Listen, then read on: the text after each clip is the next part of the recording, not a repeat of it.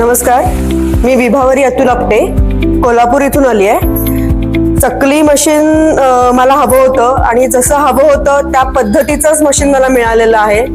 हे मशीन म्हणजे खूप फायदेशीर आहे. एका तासात जेवढं प्रोडक्शन आम्हाला हवं होतं तेवढं प्रोडक्शन या मशीनमधनं आम्हाला मिळणार आहे.